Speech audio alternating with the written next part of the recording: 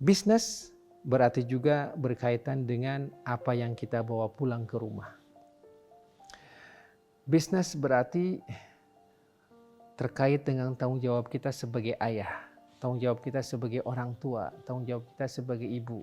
Jikalau bisnis ini diwarnai dengan teladan Rasulullah SAW, otomatis yang kita bawa ke rumah pun akan halal adanya. Ikhwah yang dirahmati oleh Allah Subhanahu wa Ta'ala, sanggupkah kita jikalau ditanya oleh anak kita, "Papa, alhamdulillah sekarang adik bisa makan di rumah. Ini ada nasi, ini ada lauk pauk, ini ada sayur, ini ada buah-buahan, dan Masya Allah ini ada air. Papa, kalau adik bertanya boleh kan? Apakah semua yang ada di atas meja ini halal? Apakah semua yang ada di atas meja ini aman untuk adik di dunia dan akhirat?" Nah, jikalau anak kita bertanya apa yang ada di atas meja itu adalah halal dan bisa dipertanggungjawabkan, dan kita sebagai ayahnya hadir di situ, kira-kira jawaban kita seperti apa? Karena bagaimana? Apa yang dia minum, apa yang dia makan itu akan membentuk darah, membentuk tulang, membentuk otak, membentuk mata, membentuk tulang-tulang di dalam tubuhnya. Dan Masya Allah, dari income itulah akan tumbuh anak kita. Dari mulai 1 bulan, 6 bulan, 1 tahun, 5 tahun, 10 tahun, sampai dia tumbuh dewasa. Kalau seandainya najis mughalladhah, dijilat anjing, insya Allah kita basuh 6 kali air, 1 kali tanah, sudah akan hilang. Tetapi jikalau daging yang tumbuh dari yang haram itu melekat di tubuh, kira-kira bagaimana kita membasuhnya? Karena baginda Rasulullah SAW bersabda, "Lahmun nabata min haramin fannaru aula bih." Daging yang tumbuh dari makanan dan income yang halal, bagiannya adalah api neraka. Masya Allah, berarti berbicara tentang bisnis, berbicara juga tentang bagaimana pertanggungjawaban kita kepada anak kita. Jangan sampai nanti di akhirat kelak kita diadili oleh Allah Subhanahu wa Ta'ala karena anak kita itu dagingnya, tubuhnya sudah tumbuh dan terbangun dari bagian-bagian yang haram.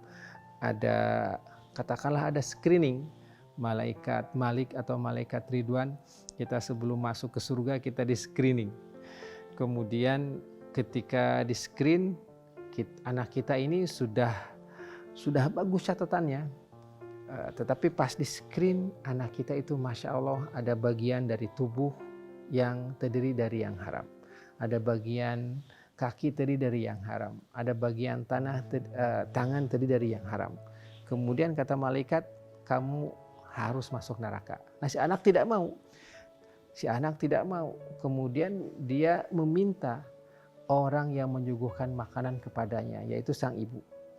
Dipanggillah ibu yang sudah mau masuk surga, sudah mau jumpa dengan malaikat Ridwan, dipanggil sama malaikat. "Hei ibu, dahulu kamu memberi makan apa anak kamu? Karena sekarang tubuhnya ini setelah dilakukan screening, ternyata ada paru yang haram, kemudian ada jantung yang haram, ada sebagian otak yang haram, ada sebagian tangan yang haram." Kata dia, "Ya saya hanya menyuguhkan apa yang dikasih si bapak kepada saya setiap bulan. Saya beli sayur, saya beli daging, saya beli tahu, saya beli tempe, saya beli buah-buahan, saya berikan kepada anak saya." Masya Allah, ternyata apa yang diusahakan oleh si ayah itu diberikan kepada ibu, dan di situ tercampur antara yang haram dengan yang halal dengan yang syubhat. Maka dipanggillah sang ayah. "Ayah, kamulah yang memberikan income ini, gaji ini kepada istri kamu?" "Betul."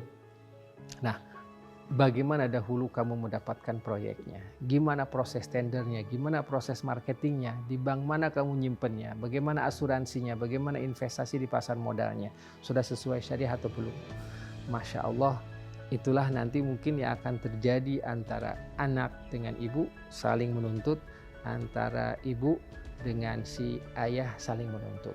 Maka yang tadinya si anak sudah mau masuk surga, sekarang tiga-tiganya menjadi ahli neraka. Nauzubillah min dzalik.